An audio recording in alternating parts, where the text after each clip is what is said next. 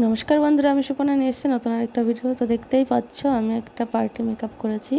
তো এটা আমার দিদি, পিসির মেয়ে। তো দেখো, অনেক মানে এই গরমে মেকআপ করা অনেকই মানে কী বলে কষ্টের। তো যেতে যেতে দেখো আমি ওদের বাড়ি যেতে যেতে এইখানে মানে সিন্দ্রাণী পার হয়ে একটা কৃষ্ণচূড়া ফুল গাছ, কী সুন্দর ফুল হয়েছে। তো ভাবলাম এই ফুল গাছটা একটু ভিডিও করি, কী সুন্দর দেখাচ্ছে ফুলগুলো।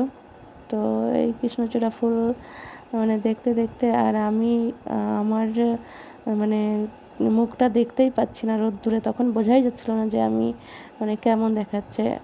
তখন কত 3:30 পৌনে 4 বাজে। তখন আমি গেছি, আর এইটুকু রাস্তা আমি হেঁটে হেঁটেই গেছি, মনে হচ্ছে একদম স্নান করে গেছিলাম। তারপরে এইটুকু হেঁটে হেঁটে আমি ওদের বাড়িতে চলে এসেছি। নিতুদি ও ফোন করেছিল, মানে দুপুরে ফোন করেছে।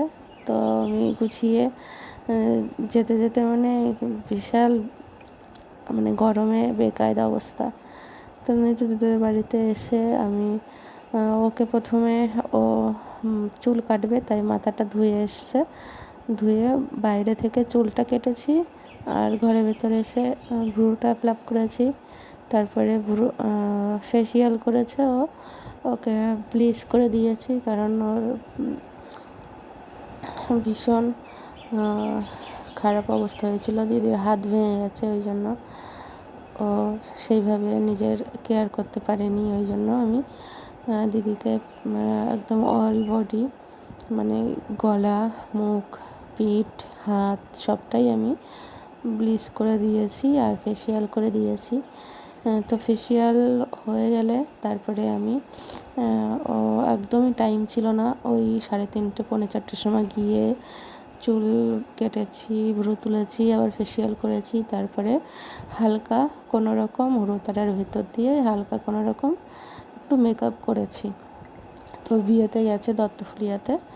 তো যাই হোক, ওকে হালকা মেকআপ করে দিয়েছি। আর কেমন হয়েছে এই গরমে মেকআপ, মানে বিশাল বেকায়দা অবস্থা। আর যারা ব্রাইডাল সাজে তারা তো ফ্যানের ভেতর থাকে, তো তাদের অসুবিধা হয় না, কিন্তু যারা এমনি করে তো তাদের কি বলবো, অনেক কাহিল অবস্থা হয় গরমে মেকআপ করা।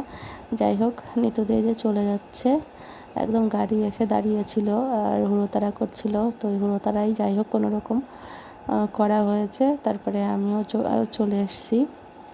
এসে তো চলো, ভিডিওটা কেমন লাগলো জানিও। চলো, দেখা হবে নতুন আরেকটা ভিডিওতে। ততক্ষণ সকলে সুস্থ থেকো, ভালো থেকো।